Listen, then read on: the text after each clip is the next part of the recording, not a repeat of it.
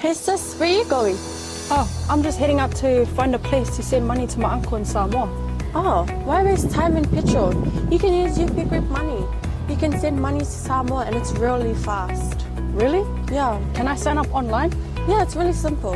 Sweet, I'll do it now. Okay, bye. Bye. Sending money to your loved ones in Samoa has never been easier with UP Group Money Transfer. Our service allows you to transfer money quickly and securely from the comfort of your home or anywhere in New Zealand.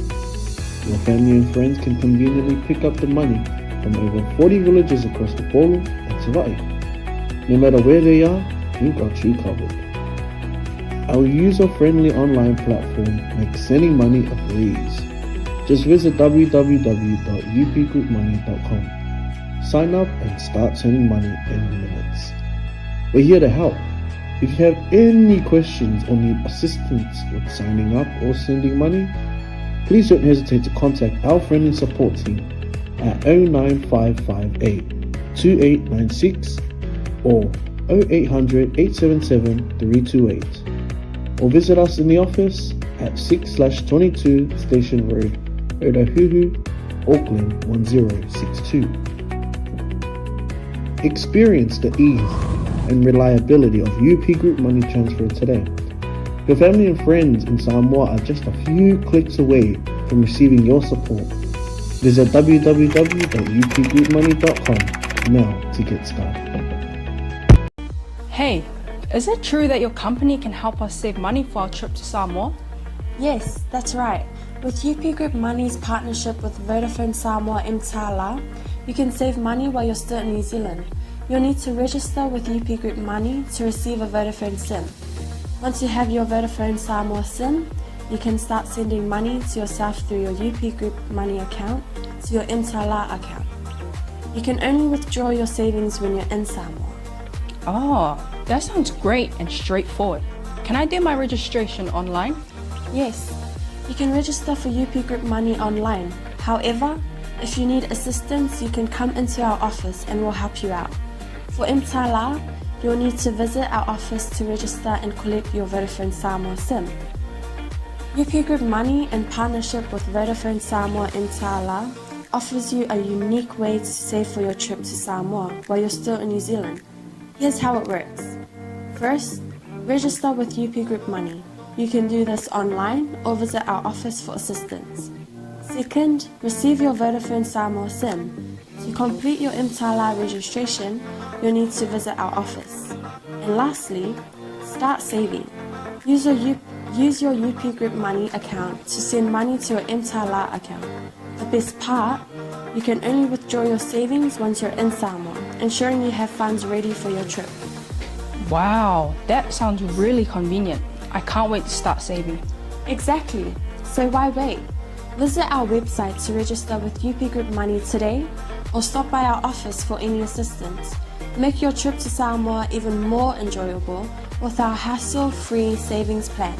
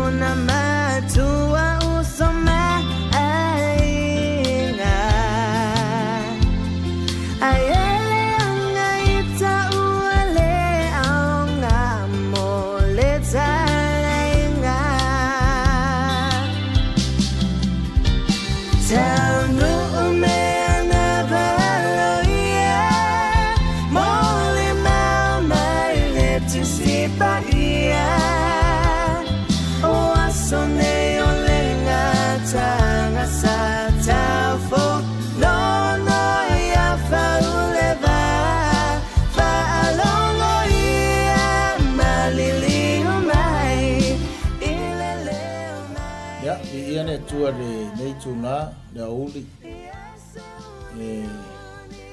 fa foi pervi inga mar fa ftai le tua ia le nei I tuna o le foi yaso e vi ai le li sano a saolo mai tau yo ne aso muri foi nei masina no fito nei tau sanga rua fe rua fa ia e vi ai le tua no na de lei no na lofa fa so mai I le soifua maneola ia le pa ia mane mamalo si o tato tinu pele o sa mo ai le ngata I sa mo sifo sa mo sae ai me se foi o so sa mo ai tafa fior ke lope ia tunu malava o lo fa pena ona e papa au manopia ai so le pa ia mane mamalo sa mo ia mi ia ile li o le nei tuna o le fa feiloa ai ma le ofolo fatu ia fa talo fatu ia teu malava ia o pa anga masani o tatu wala leo ia o le Global Kingdom TV ia me se foi o pa anga masani o le tatu FAUGAGANA o le MALO ISARAELU fa talo fatu talo falava pa ia ma le malo o faingaru nga pa ia le atua sungai pa fengainga mo tau faritua me se foi to finga e lima ele ngalo lava I le tala mar por kalame tau longo tau fa manato tu per to finga e lima ia o me aro fa tanga tale tua o fa nga ruenga ia o e fa pena ona so soani tono e kalesia ia o nu mafio anga o atunu ia awale fausia ina mar fa lau tireina o le malo le tua sunga I apostolo fa talofa lava sunga I perfecta ia talofa lava me se foi sunga I evangelia ia malo le tau malo fa toto malo le tanai a te foi le sunga I leo mamoe o ona le tua sunga I fengainga sunga I feau malo vi ia le li malo le fai o faiva talofa lava me se ia o faia onga tu spa ia vi ia le tua le ngalo ia sunga I ria wao ia la fai la unga to ina tia kono e me se foi o fai lau tusi o teu tupe ia o komiti fa foi ma ta foi lea ia o le pa ia mari mamalu ia o so stofinga ia o sunga teitai ia talofa me se foi ia o ila to e ngaru rue le fale o le atua maota o le atua ia o luma maota ia matua maota ia o le fale o le lii me se au na le atua ia le ngata foi lea ia o e ngā lulu e whaivi inga tapua inga ma whaivi inga tā ma pese vi inga o le atua ofa alofa mfatalofa atu e whaungangana o le malo Israelu mo oe ia i le nei au auli i ia i le li whatalofa i le pa ia mani malo e ka le sia fia ia o le au pele le au mae ia whatalofa foi i le pa ia mani malo o ainga ia vi ia le li e meiso le ka le sia le Prince of Peace o le li e file mu ia vi ia le atua ia ofa alofa mfatalofa atu le whaungangana o le malo Israelu ia te oe maa umai tatou umalama i le nei tūla. Ao le au tatalo e amata ina i tatou polkalame ia ona tatou wona ia se upu wha malosi mo oe maa ia i le nei a ouli. Pāwhitai le tua vi ia oe whaavavau i le nei lava i tu aso. Wa mātou toi maua foi le avanoa mātou te wheiloa i ai le li e malau nuu. O tangata ai maise le atua so se sa moa ia o whapenao na maua mai o au auna o tō whinga i lima ai maise le li e o e ina tau ngāru lue mo oe malau whina ngalo ia ai maise o mātua mātutua le loa loa o whanau tala vau le rumana i le li e o nei mātai ao o lau ngāru e ngai maise ia o tupulanga nalo vau o alo mo whanau vi ia e whaavavau, whawhtaitene le avanoa, le ana leo, le Global Kingdom TV. Ia lau aune a Pastor Mike, e mesel whatua ia Sarah mana no whaalo. Ia mane ana leo nei, whawhtaitene le tua i le avanoa o tangata. Ia vi ia e whaavavau le porkalame o le whaungangana o le malo Israelu. Ia whapenana anga le lei. Na ua fio i lau whaunga mane mana, le poto mane ata mai. O lau upu o umana tūsia i le whaunga mane nganga o lau fio. Ai mana o mia le li ia i mātoro o whainga luenga, mane mea whainga luenga. Le whaunga mane mana whau umai lau fio le li ia i le taranoa i le nei auli whau fo i le li ia i nunga o ne ana leo. Pe au ngaru le ea i alu mane mana le tua lau savali. Ai maise fo i le tua. O se loto, o se anganga, o se tangata o le a whaalongolongo ma mai moa mai. Ngata le nei taimi le li ie au tu sa o ina atu le porkalame. E mai se fo ina atu e fia e whaasoa le porkalame. Manisi o le a mai moa ia ma whaalongolongo i se taimi o i luma. Whaamanuia lau fio le a matanga o ngā tutonu se i o le whaiuina. Ia vi ia i lau suafa whaaftaitele Yesu i lau taralelei. Amene ma amene.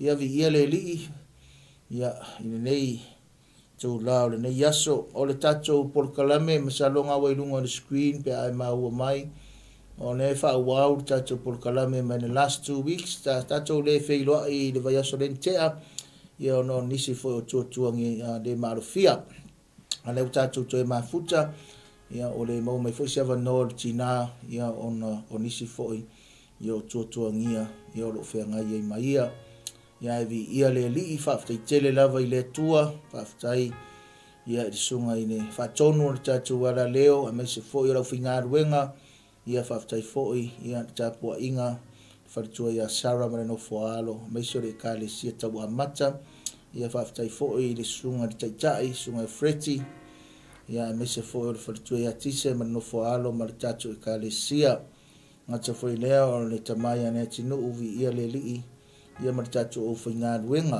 whawhtai le tua. A o le tatou porkalame lona lima si whamatasi le nei, o le whaunga ngana o le malo Israelu. Tatou tusi whaitau o le lua no whainga tupu mta mua mua le whaipo e fitu e o le sifuma le lua.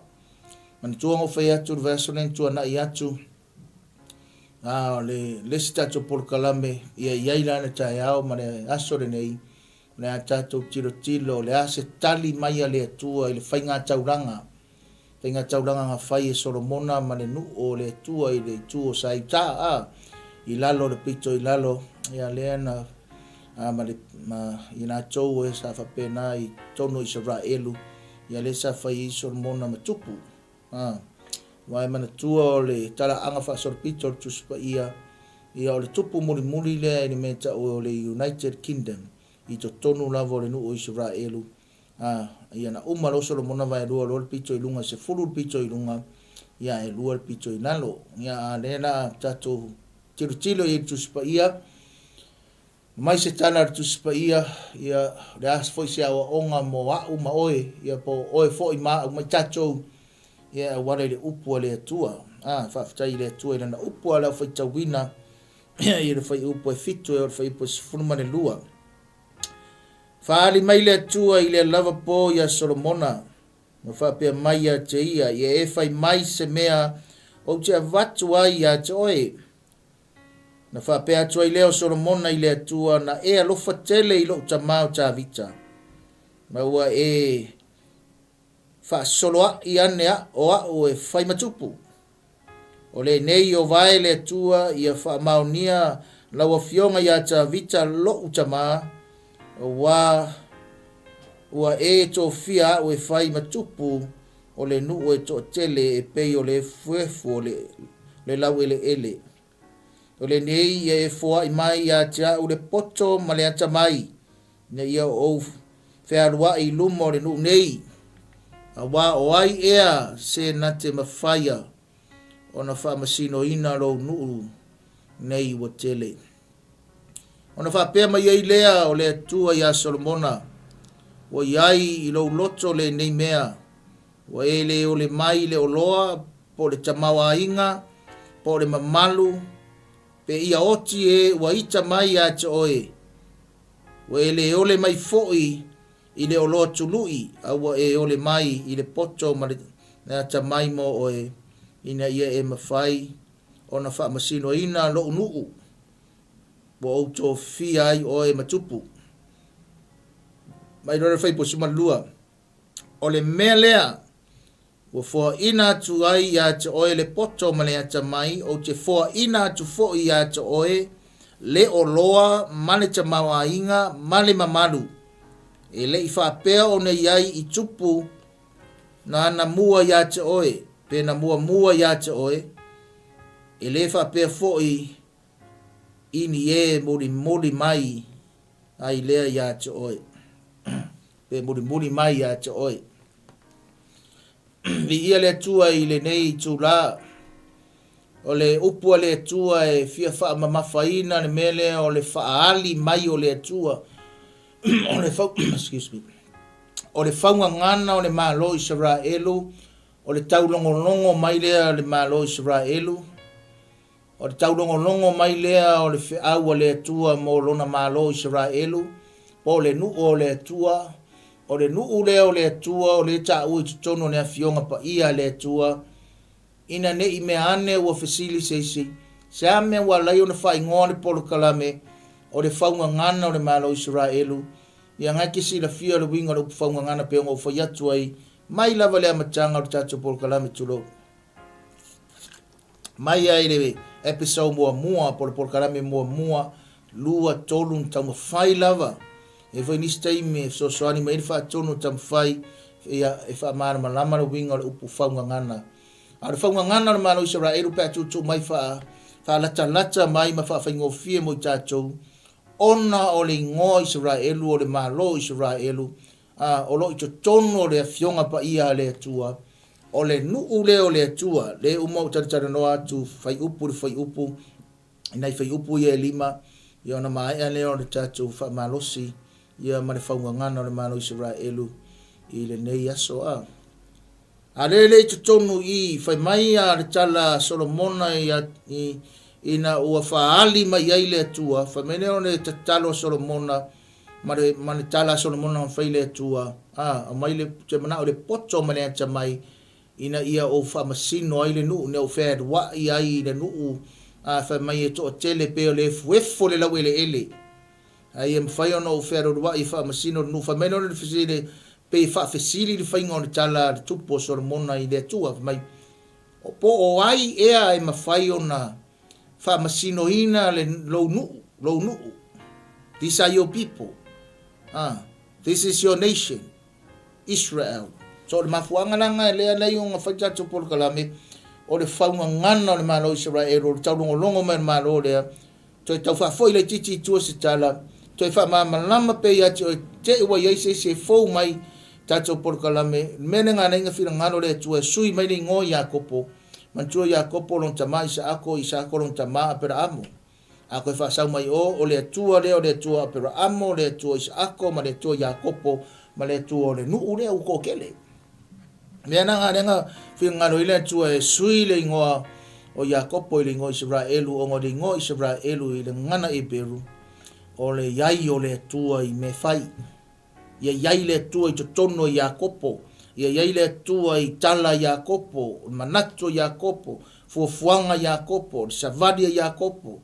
Whapena na mea le whirangalo i le atua, ina ua tatala mai le au ngā tamama le ainga, ai tatala mai le whirangalo le atua i le nuu, ma le malo. Nanga le iai le sootanga lau tele, ma le sootanga e loloto atu, ma le whiau, ma le whirangalo le atua, ma le fuafuanga poto le atua, e a mata mai i lana fuafuanga mo le malo le lalolangi atoa, la e kau whaari ali mai ai lona atali i, le nga mafua inga kala ngoia apela amo i le amatanga, e alu e ave lona atali e toa tasi, e ave e osi ai le taulanga i atia ia. Le na kau kuli mai a atato malama na i le fionga pa ia le atua, mane awa onga tus pa ia mane fionga pa ia le atua i le so o tanga o mea mai le taimi e whaingo ina i tonu o awa onga tus pa ia mtono a onga ia onga tus pa ia mane tus pa ia e a onga whapea o le meta o dispensation of the time o mea tupu i le taimi mane taimi ese malava ese mea tupu ni tau sanga mane mea o man tupu lua tolu lua whasoro whapea ngā e kupu nga iluma vai le sau o le technology le iai vai le sau o le atamai le iai vai le sau o whawhita auri le iai vai le sau o mea tele taua tele whawaiwa inga tele whaamai tele le sau o le o mea whawhiawhia le lalolangi so wa te tau fo i ona wha tele ni tatu porkalame wha tele le wholawholanga le upo le atua tele ni tangata e oe ao onga yang tuspa ia tele tangata e wha longo mai lunga wala leo e whawawave stala o le tatu teimi ma tatu porkalame o le winga ngā o le upu whaunga ngana o le malo Isaraelu whaunga ngana o le malo Isaraelu peira ngo whai atu e kam whai wha au tau wha au tūm tau wha au porkalame o le wha ali mai o le atua ka ko foi la i tatu whai tau ma le whaunga ngana o le malo Isaraelu le porkalame lima sumartasi nei wa tato iai o le faali mai le atua po le faalinga le atua na faali mai ai le atua ia Solomona o le mafuanga sa me ngā ring faali le atua ia Solomona ia mei pi o ngā o le whirangalo le atua pe ona matua o ina foi dang tuspa ia i le last week ia o le tono leadership po tono taita inga whale nganga i to tono ngā ruenga le atua e mana mi angi me ngi o falinga so se leader la va fai te mai mo mai il tato por kalame so se leader la so se tai i lava e au noa le tai i bo le tai inga e au noa ma le lei o le tai inga ma le fa le nganga o le tai inga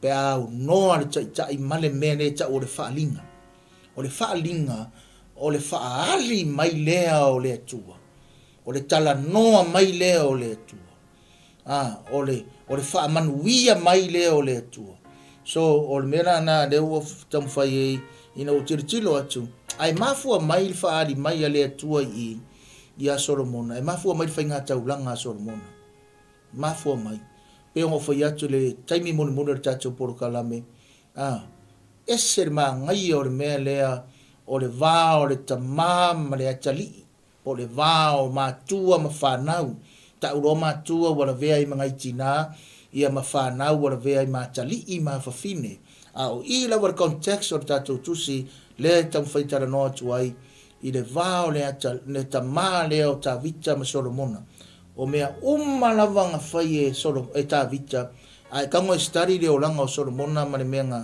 tilo ai Solomona o tupu mai lona lai titi to tono lona ainga nga pueata uma nga me pueata uma Solomona mionga lon tama Mionga nun tama ko ia ingisi ko ele au ngā mo tātou. A kongo i eise kimi kau ki kalangoa au ngā fo i ku vai e fisosoangi ia to a leo ki kau whai wha malosi mai le relationship le o le father and son or son and father. Whai mai la wanga ke le talai mea lava nga tupu ai Solomona ai tupu tama le Solomona e tupu i lunga o le plena le atua. Tupu i lunga o le finangalo ma le fuafuanga poto le atua. Ele te tofi le atua ma tofi le atua sui e longa ma. Vai le nganga sui a kua o Solomona i longa tama sauroa whaikaulanga. Nanga wa ai Solomona ia ta vita o whaikaulanga ka vika i le atua. O muri ta vita i le atua. O muri atu le loto ta vita i le atua. His heart goes after God's heart. Nga muri atu le loto. Nga sui a pasi ma mai ta vita me nonga kali o Solomona. Fai do tauranga pio. Me muri nga neng karangoa i le pokarame muri. Lea la wa tali mai le atua. Lea la wa faali mai le atua. Mafua mai. Onga o le whainga tauranga. Fa manatu le polkalame ia te oe mau. Le whaunga ngana o le malo ISARAELU e tutu la au atu ia te oe. Auane i e wha vai lau whainga taulanga.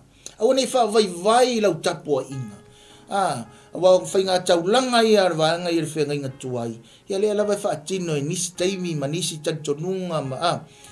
O le whainga taulanga lea nga wha ngai le toto le manu ma le. Nga o le manu ma. O le toto e sausau ai e susunu ma wha mure le me manongi luma o le atua o le whainga taulanga ngā. A le whainga taulanga tātou le ngei vei kau o tātou loto e tu ina atu i le atua. O le taulanga o le loto momoia, o le taulanga o le loto e tu ina atu i le ali. A le taulanga e whaia ma le loto a atoa. O le taulanga e whaia ma le anganga ma le wha maoni. Aua ne i ngalo lau whainga taulanga. Aua nge e wha vai i lau whainga taulanga. Aua ne i e musu e whai lau taulanga o vi inga. O lau taulanga o le tapua inga i luma o le atua. Langa iai lau tantonunga i 𝚟𝚑𝚎𝚘𝚎 i. Ngā umanga whai taulanga atu o Solomona i le atua. Ai whai mai wa whaali mai le atua. Wa whaali mai le atua. That night God appeared to Solomon and said to him, ask for whatever you want me to give you.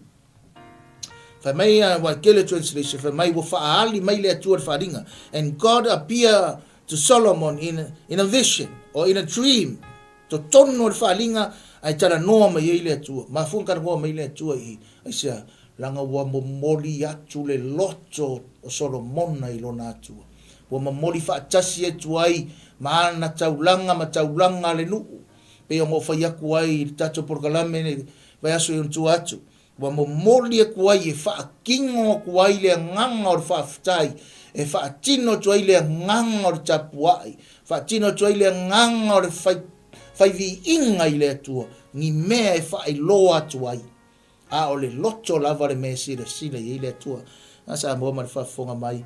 Ma le tatou porkalame. Whamena ne i o whaali mai le atua. E se ba ngai o le mea lea.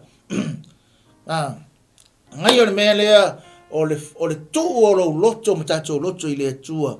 Tatou te talo ma tuu se ava noa i le atua. Kako vivi i ba kapuai ma tuu se ava noa i le atua. Se i whaai loa mai le atua. Se i whaali mai le atua. Se i tala noa mai le atua. Se i whai mai se tala le atua. O ngā fui wha malosi. Ku la au atu le au auna. Tu la au atu le whaungangana le malo ISARAELU. O oe mao o le tangata fia te talo. Fia ta puai. Fia whai vi inga. Aiva ai. O le whautuanga le porkalame.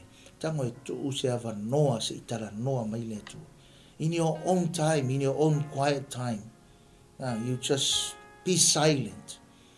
As you worship God, as you pray, give some time, give room to God to speak to you, to speak to us, to reveal His will. Se fai loa mai le tua, se tala noa mai le tua. Nga kala ngoa mai au le tua I fai mai loa fai mai le tua ia Solomona. Fai mai ua whaali mai le atua i le lava pō ia Solomona. Ua whapea mai a te ia. Ia e whai mai se mea o te vatu ai ia te oe. Ask me for anything. Ask me for anything. There. Whai mai, ask for whatever you want me to give you. Whai mai se mea ke mga o ai. Whai mai se mea ke mga o. O ke vaku ia ke oe. O te vatu ia te oe. Ai mā ngai. Wan mori tangata i tapua i male loto, tapua i male anganga, tapua i male wha maoni. E wha ali mai le atua. Whai mai rore le atua. Rea mea ke mga oe. Sa mo male wha whonga mai, wha ngana na malo ISARAELU. A whai o oe maa o tangata i fia whai vi inga, fia whai taulanga, fia tapua i le atua. Wha ali mai leo le atua i ato oe. Rea mea ke mga oe. E whai e le atua mo oe, whai e le atua mo au. Tau re le si whai upu rea, whai upu e valu.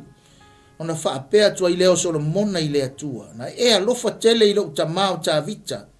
Ma ue wha soloa i ane o a ue whai matupu. Mai vai. Ne a lava e makua, ma mana, ma malosi, ma maualunga, ma matau tia. Le tangata o 𝚟𝚑𝚎.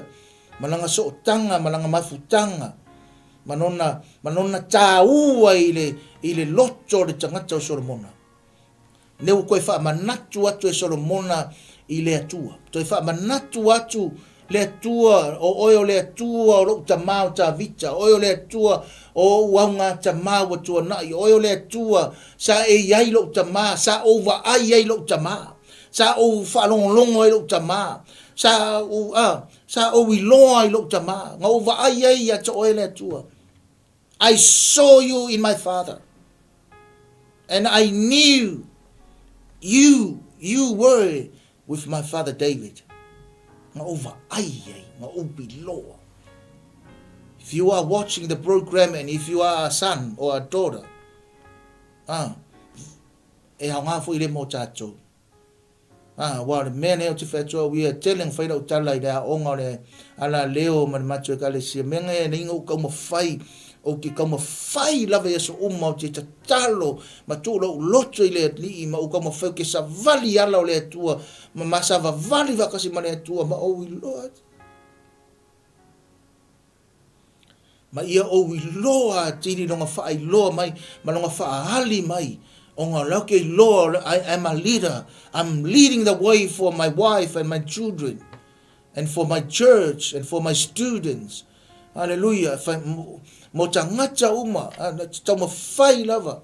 E ele te me alo lua, fesasia, e ele te me alo lua, ele ato toa tangata, but at least I try my very best. I say, Langale macam-macam mai lo tali, macam-macam mai lo fini, macam-macam mai le kalesia Yesu, macam-macam mai le ainga o Kirifi, macam-macam mai tamai tia onga. Lea, vai.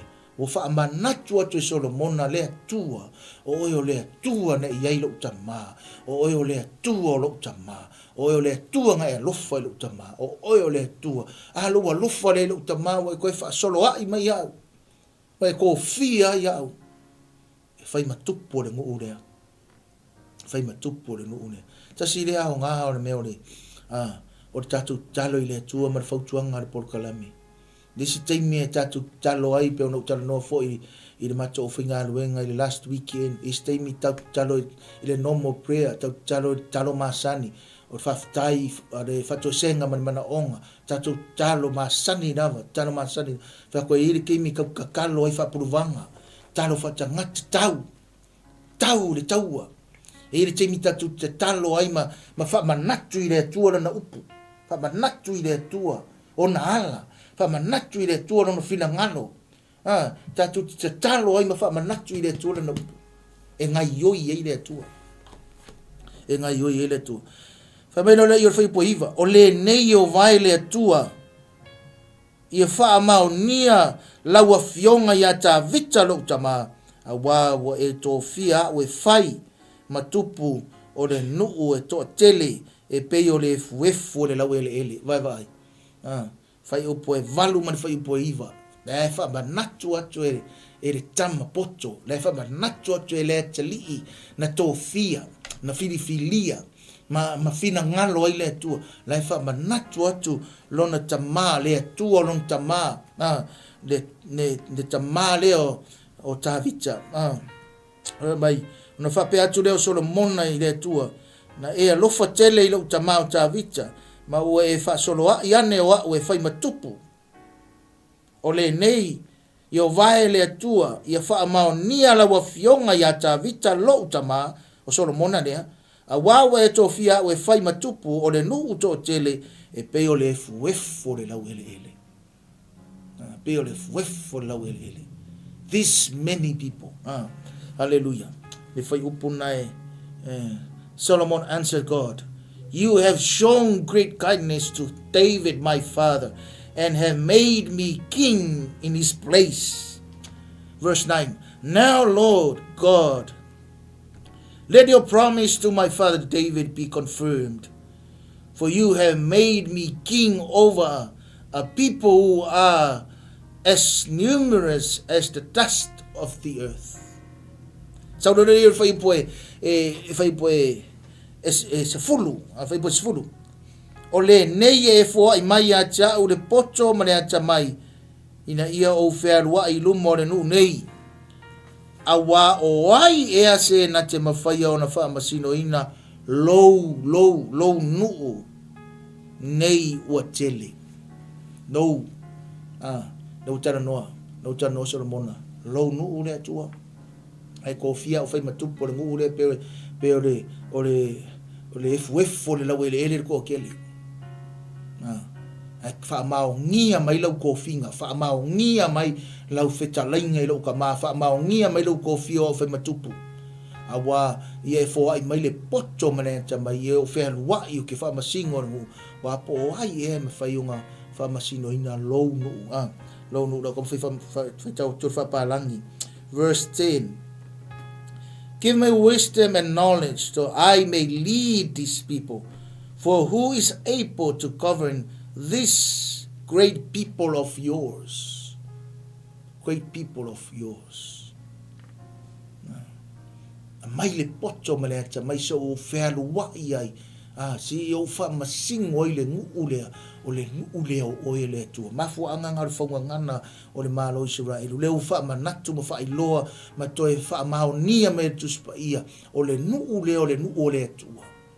Nu na to fia ele atua, le nu na filifilia ele atua, o le nu nga mangao le fina ngalo le atua e faiso na nu, e faiso nga malo, e fainyon ka ngaka i le lalolangi yonga po ia.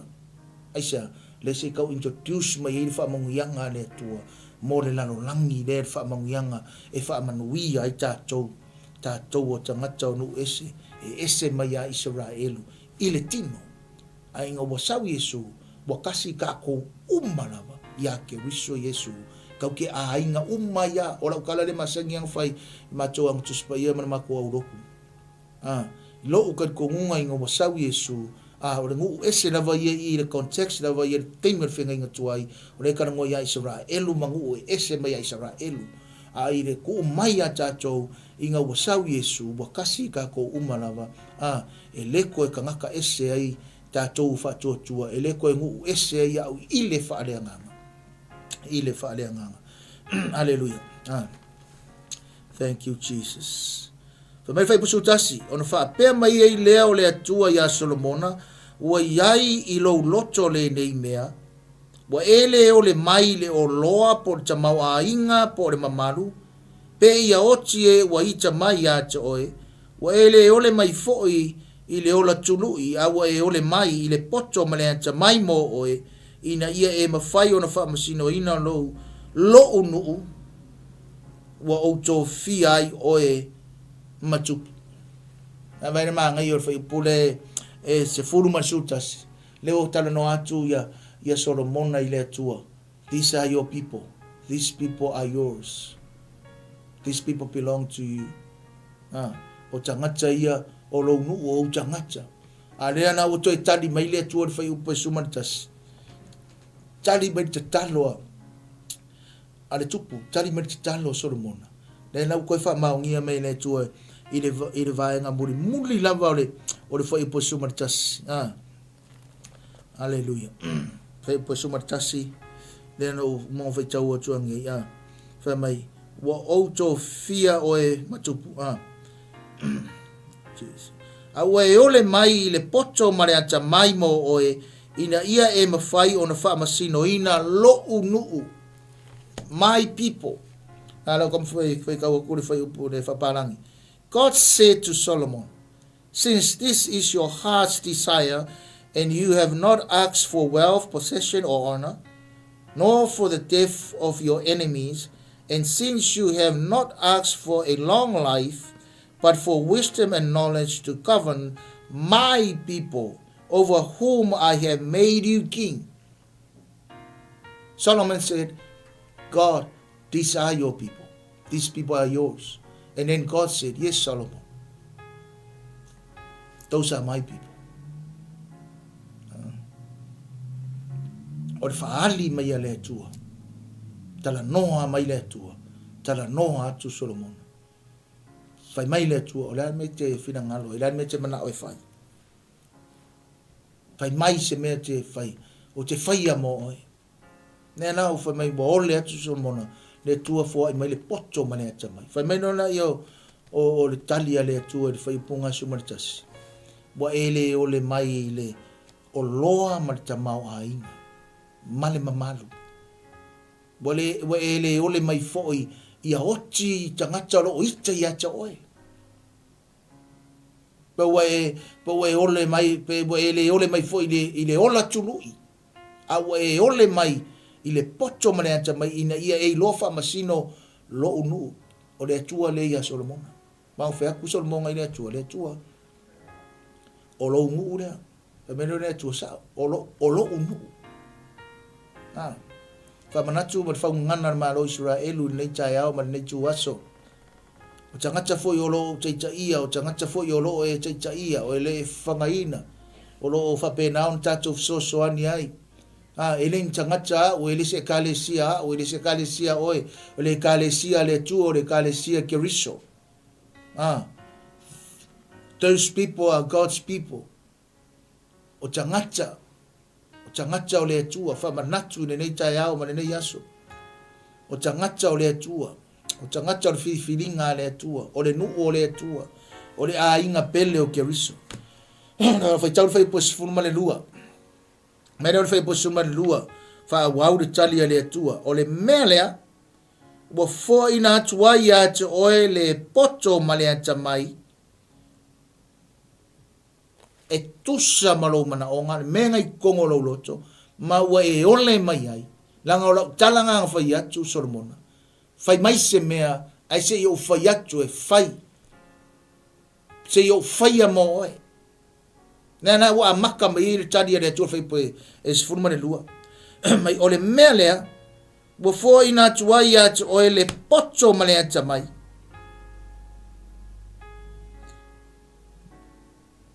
so olo markari ale atua. O te foa ina atu fo I atu o ele o loa, male ta maua inga, male mamalu. Ele I wha peo na iai tupu na mua I atu oe, e le wha pea fo I ni e muli I atu oe.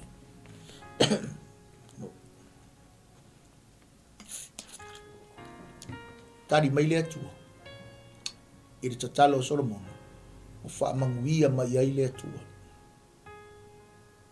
Matali mai ai le atua e tusar mana onga Solomon. Lua meang kalo I Solomon ai le atua. Wisdom and knowledge. Poto mane ata mai. Poto mane ata mai. Ka ua kele mei ai lua sa mo mar whafonga mai. Whaunga ngana o le MALO ISARAELU I le nei aso. Ta ua tele mei ai lua. E mana o mia tele mei ai lua. E o yaki au.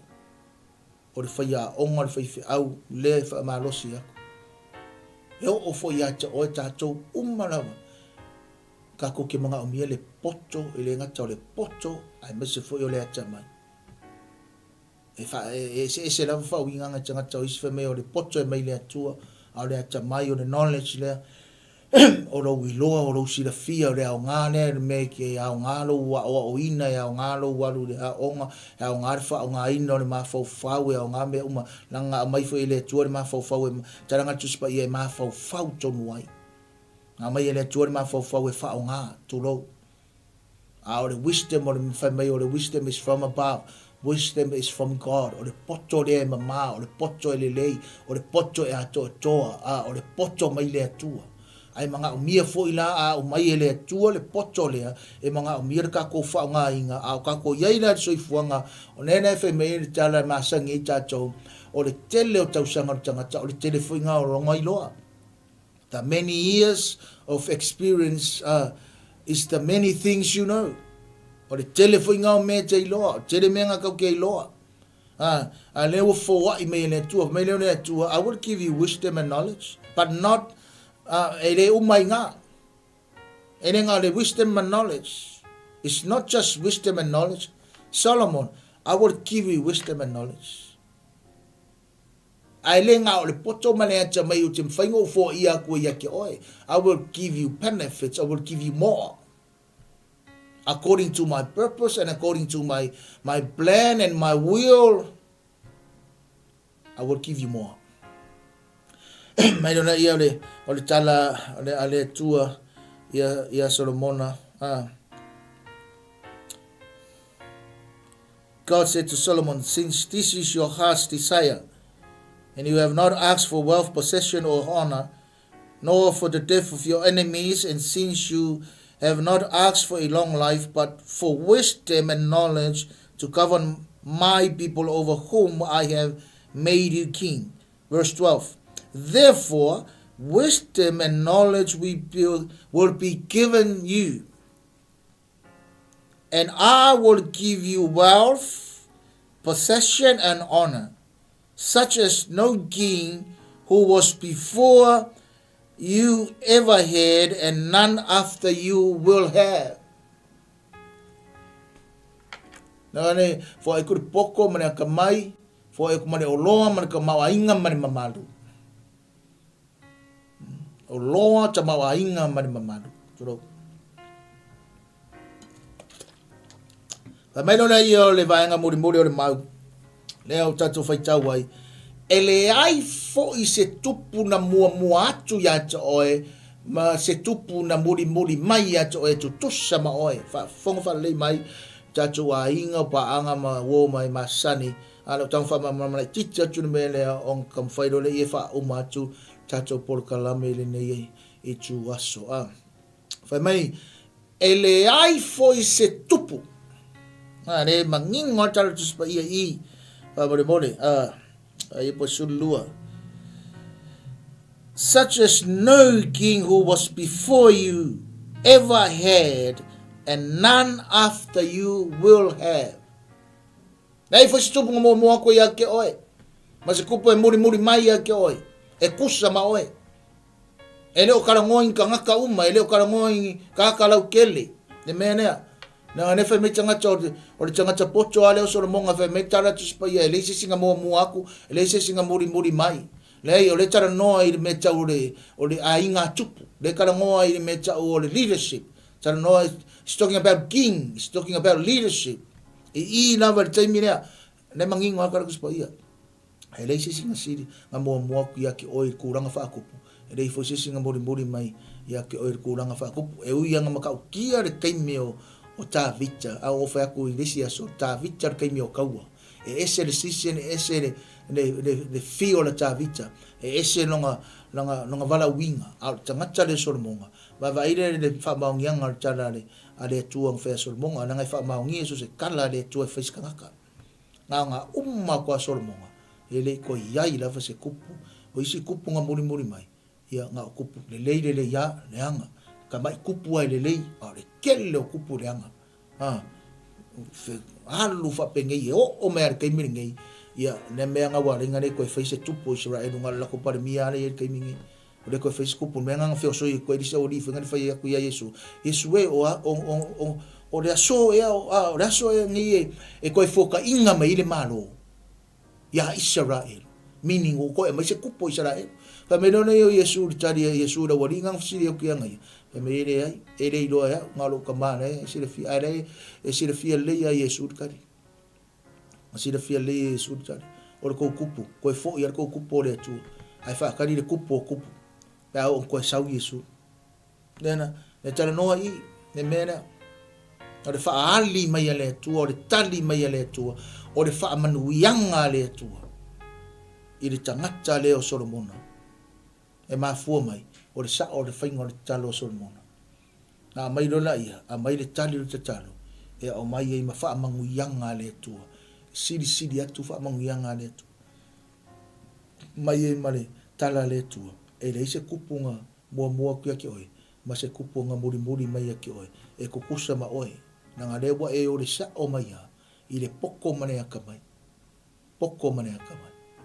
Ai kangona su e isi kupu umarawa wa kupu saulo nga maka kupu saulo lelei ai umangi mo nanga ngo fetch for disia so gero por kako ala leo nei por maola o fa for disia so o le tupu leo saulo nga makwa maka kia foi me nga fai saulo le matanga ai umangi wa lelei pa pe nga foi na ne le tupu leo Solomon o le tupu leo Tavita ka kia foi le tupu Tavita ai le ai masisi kusa male tangata leo Solomona. Tangata leo Solomona i taimi o Solomona. I le taimi nga mai e le tua le poto male taminga. Le kasi ala kala ngai masangi e tato. O le kala i fingi foi e ko rua mana pepe. A o le hisui a ko ala vo Israelu le taimi o Solomona. E me esen kwa mka kia. Tau tia o le taimi o le tupu leo Solomona. Nga umma ko al kupu o Solomona. Kusa nga kupu mai Solomona halu nga fa per MALO Israelu.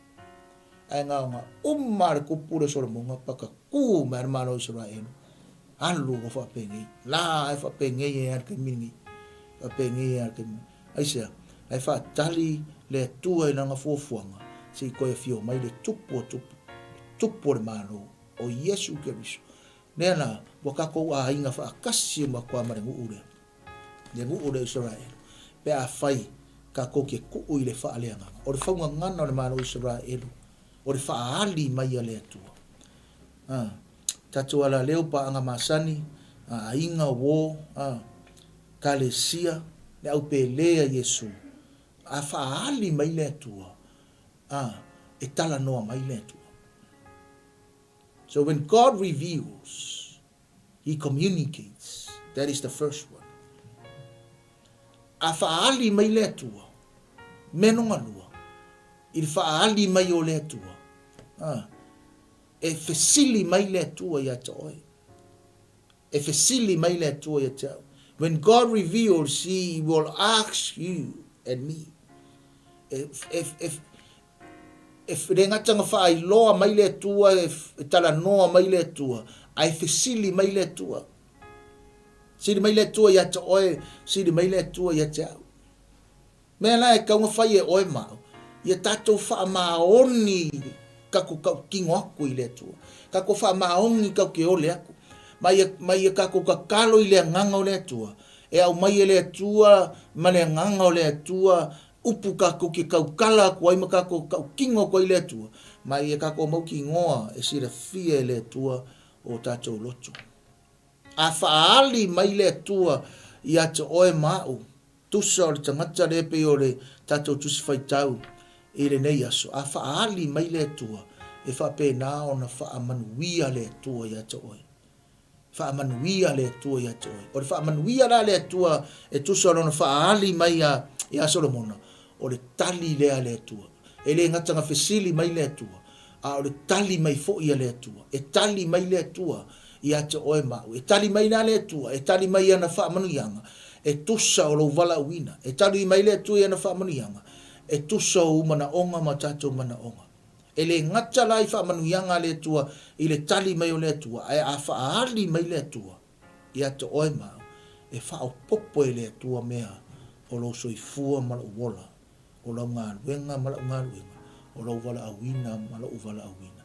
Mea ngai e, a tatou wha maoni le tua sa moa, o le tutu la au atu o le whaungangana o le malo ISARAELU le upu lea le tua a tatou wha maoni e whai vi inga ma tāpua i whai mea fia whai ma le loto fia oli le li o lo malosi lea whai au mea uma whai tatou mea uma o no le tua wha ali mai le tua tatou wha maoni atu i le tua wha manuia ma tari mai le tua i ate oe ma au ma wha popo mai le tua wha popo mai le tua popo atu e le tua ia te oi hallelujah thank you Jesus hallelujah a fai o ele te mai moa mai i le nei au uli po le nei afiafi ia teimi tai au i lo maota ma lo lao o le atu nuu ngai ke fio ma e mai papa ao ai a fai le te mai moa mai o i fai o le tato polkalame o le faali mai a le tua e mana o le tua ia te oi, e mana o le tua i o tātou loto, e mana o le tua i tātou wha maoni, e mana o le tua i lau tarisau, e mana o le tua ia tātou, mana o a tātou wha maongi nei le tua, sa moa man sira mai moa mai. O ngā wha amanguia mai neo le tua e tusa ma umanao, kusa makako mga onga. Sa ola ia kako wala i lumo leli, wala talanga de talo taviteri, di siang salam o mai ma fa singo mai o wala mo mga ala aka ko sava vale la yala o le tua o nga kako maua le o le tua ya so umor kako wala kako sava vale fa kasi mai o nga fa o popo mai le tua o me o lo soifua me o lo wala e fa o popo le tua me ya ke oe e mafua mai o nga le tua lava himself. God will give you more things because of His will and because of Him alone. E wha amanguia le tu e kusa o lau savali ma lau savali. Kusa o lau o nganga ma lau o nganga. E kusa o me fai ma o me fai. E kusa o lau loko ma lau loko. E kusa o lau wha maongi ma lau wha maongi. E kusa o kako sava vali ma kako i loa wala o le tua. Ma kako muri ma kako whaiar whinga ngalo le tua. E wha o popo mea e le tua ia kako mea. E kusa marifinga ngalo le atua. A whaile ke mai mua mai i le nei i tuaso. Ke maa whailo i atu oi. I will do it by faith before I close. As we all heard the word of God. Whamanguyanga le atua. But as I said, I will do it by faith. If you are watching, ai eise mengi ke mga awai, kango e kausao i le atua. Ke ilo e le atua. O le tua e wha maongi e kalangoa mai e ki oe. Kalangoa mai e ki au. E kali e le tua. A sa o larka ku sa vari pengo wheaku. Nga wha o popole e le tua mea umalama. Be faithful and walk in the ways of the Lord. And God will add you more things. God will give you more things. E wha o popo e le tua e wha o uma. Wha o popo e le tua e wha marolonga. Wha o popo e le tua le poto. E wha popo e le tua le atamai. E wha popo e le tua mea umangai ke mga oe. Physical, emotionally, financially, and spiritually. Ai a wha popo le tua meritino. Aua kako ke wha nge e ai. Aua kako ke mika ai. Langa a wha popo e le tua mea ngā ai wha nge e kako. E mwhainko e wa ese le tua pea se kako mauti. Se kako mafau fau. Ai a wha popo e le tua ngā wha mangu ianga langa e kaui kako e le tua e kusa makako o ngaruenga. Kalangan kuspa ia. Paro ore afiafi nenei e rei wha umangat pokalame. La wha popo e le tua ngisi me i lau soifua malo wola au nei leli. Just believe and have faith and trusting in God. God is coming to you. Mea ngai ke iai. Whatever circumstances, whatever situation. O a mea ngai ke whaasanga iei marua whaasangai. Kari kongu i le atua. Kari kongu iai. Ele ma whaifoi ngā maua e oe. Maua e au pe ale e se whaatua tua. Matara tuspa ia ale ai foi se whaatua tua ele mwhai o fia mai le atua. A wai ta tau le ngā e aru atu o na tari tono o loso i fua le atua. O ia foi ngā ke kaui mai ma whaamanguia mai. I le matua sa ili atu ia te ia. Those who diligently seek him, search him, sa ili le atua, wha manguia le atua, e ke maua le atua, ma wha o popo e le atua mea uma i lauso i fua. A whai ke wha kua iai, kari kongu iai, o lo o nga ia tu le tua ma lona a ao ma losi o nona a ao tamatau e fa o popo aku mea umala vai lo soifua ma lo uola mo tātou tangata. Thank you, Lord. Thank you, Lord. Thank you, Holy Spirit. Thank you for your word. Thank you for your people. Hallelujah. Thank you for your anointing. Thank you for wisdom, knowledge, and understanding. Thank you for the program. Whawhetai ngang pa ia, lau whaunga. Whawhetai lau whapoponga. Increase will come to your home. Increase will come to your life. E increase le tua mea, e whaakele le tua mea, o lau mawhau, o lau kingo, o lau whaalea nganga, o lau ainga, o lau watalii, o lau wafafine, o lau tolua, o lau tamam, o lau tina, o lau whaifeau, o lau ministry, e whaakele le tua. E whaamanguia le tua, e whaapopo le tua mea, e kele I loa mua mua, kako kele I loa mua mua. Hallelujah. Thank you, Jesus. Thank you, Lord. Thank you, Holy Spirit. Whawhitai le tua mo le nā whaopoponga, whawhitai le tua mo le nā whaalautelēina, whawhitai le tua mo nei mea fou, hallelujah, nei mea fou, hallelujah. Hallelujah. E mātou te whātua mātou te lefe fefe, e whaile ie, mea te whina ngano ai no mātou te mā. Hallelujah. Because we believe faith is the opposite of fear. And fear is the opposite of faith. When we have faith, fear will be gone. Hallelujah. And more things, new things, addition will be on our ways and in our life.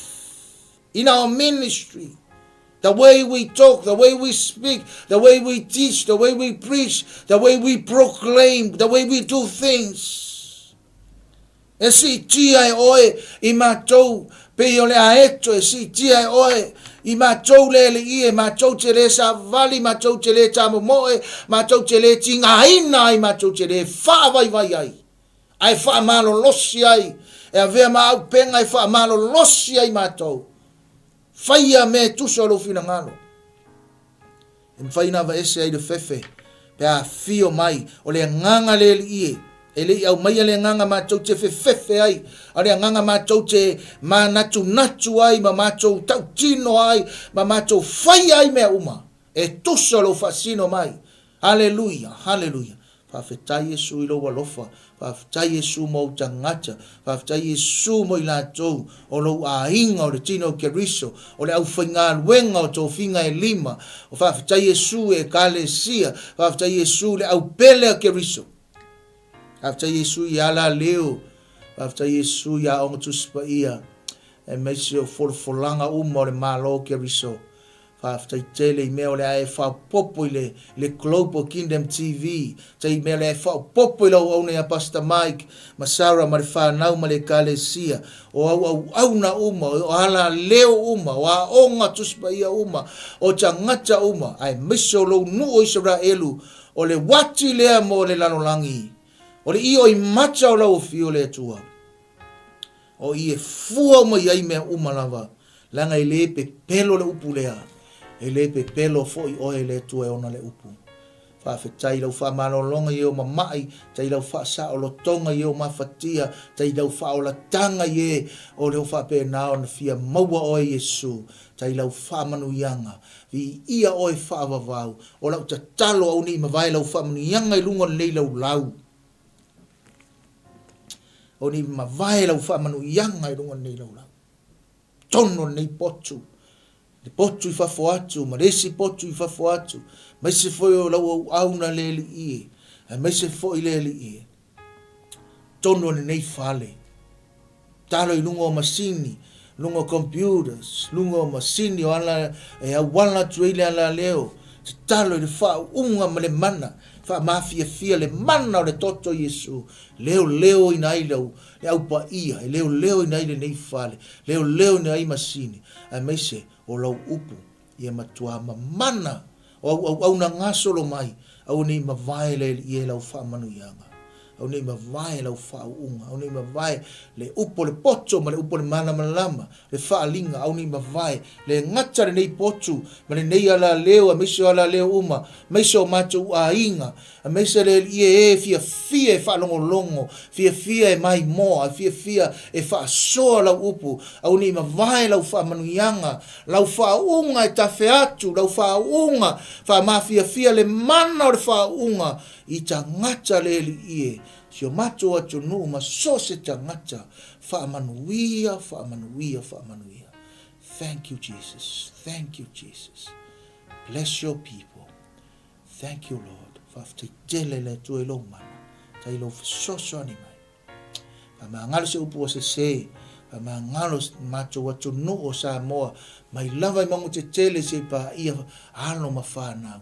Whamangalo tai o le atu nuu, whamangalo tai o le MALO, whamangalo tai o e kalesia o tai o nuu, whamangalo tai o tu MALO, tai o ainga, whamangalo le ie I matou umanawa. Ai whamanuia lau a fio tama. Whaaloa loa ulima I le langi le tua lofa mai le nei atu nuu o matou no nofo ai. Mai up north se pa ia in wakako. Lofa atu I lo MALO lo nuu ISARAELU. E relin ma lau te talo I le mongo o live meise. Tama whanau o Samoa ma le lalolangi atoa. Whamanuia lo nuu. Whamanuia o tai. Whamanuia tangata nuu. Tangata o mau, tangata siasi, tangata tatalo. Le au tatalo mo ISARAELU ia pen ma Maria mese. O le whanau ma le au tatalo ma so se au auna. So se mafutanga tatalo e mana tua lo nuu. Ane ne fetalai ia Abrahamo. E te whaamanuia I le whaamanuia ia Abrahamo. E te whaamalaia fo I le whaamalaia ia Abrahamo ma le nuu o ISARAELU. Whaamanuia o pa Yerusalema ma le aipa ia whaamanuia lo nuu. Nuia le lalo langi atoa. Whaamanuia le au kerisiano. Whaftaitele Yesu. Whaamanuia le ana leo I porkalame o tutoi o le nei afiafi ma le nei aso. Ma le nei vai aso. Vi ia o e whaavavau no mātou bali. Whaftai Yesu le lei. O e wala I le nei te talo. Amen. Amen. Thank you so much for tuning in. Please share our program. Ia manisi tatu porkalame umo mori mai. Whaamanuia te le atu le atua I atoe. Awani ngalo I atoe. O e o le whapitoa le atua. O e o le tangata o le aulo le penina keriso. Wa e mai moa mai, wa e mata mai nei aso. O e lava o le tangata whapitoa le atua. Alu le maave le whaamanuianga le atua. You are favor of God. And you are the blessed son and daughter of the King, the Most High God.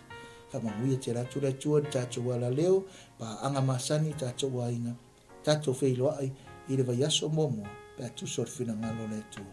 Lofa tere atu, we love you so much. God bless. Shalom, shalom.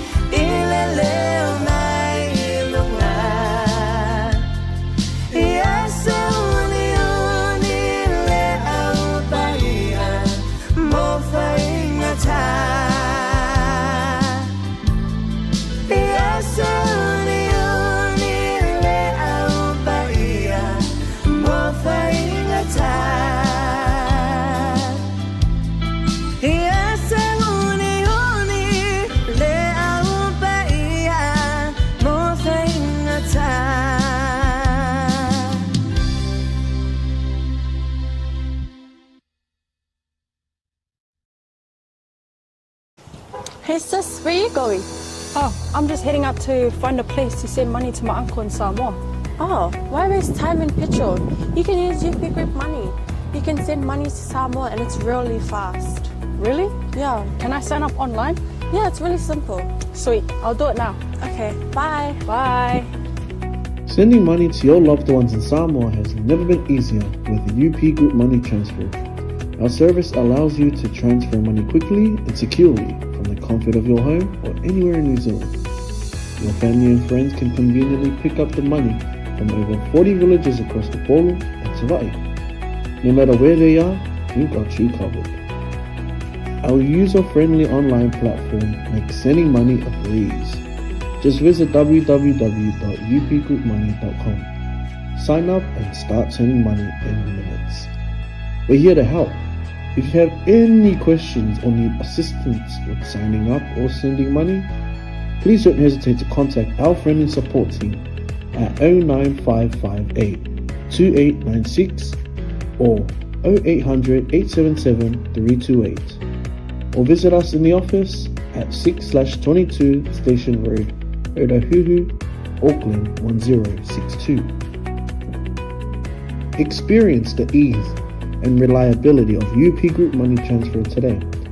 Your family and friends in Samoa are just a few clicks away from receiving your support. Visit www.upgroupmoney.com now to get started. Hey, Is it true that your company can help us save money for our trip to Samoa? Yes, that's right. With UP Group Money's partnership with Vodafone Samoa 𝚘𝚘𝚢, you can save money while you're still in New Zealand. You'll need to register with UP Group Money to receive a Vodafone SIM. Once you have your Vodafone Samoa SIM, you can start sending money to yourself through your UP Group Money account to your 𝚘𝚘𝚢 account. You can only withdraw your savings when you're in Samoa. Oh, that sounds great and straightforward. Can I do my registration online? Yes, you can register for UP Group Money online. However, if you need assistance, you can come into our office and we'll help you out. For 𝚘𝚘𝚢, you'll need to visit our office to register and collect your Vodafone Samoa SIM. UP Group Money, in partnership with Vodafone Samoa 𝚘𝚘𝚢, offers you a unique way to save for your trip to Samoa while you're still in New Zealand. Here's how it works. First, register with UP Group Money. You can do this online or visit our office for assistance. Second, receive your Vodafone Samoa SIM. To complete your 𝚘𝚘𝚢 registration, you'll need to visit our office. And lastly, start saving. Use your UP Group Money account to send money to your 𝚘𝚘𝚢 account. The best part, you can only withdraw your savings once you're in Samoa, ensuring you have funds ready for your trip. Wow, that sounds really convenient. I can't wait to start saving. Exactly. So why wait? Visit our website to register with UP Group Money today or stop by our office for any assistance. Make your trip to Samoa even more enjoyable with our hassle-free savings plan.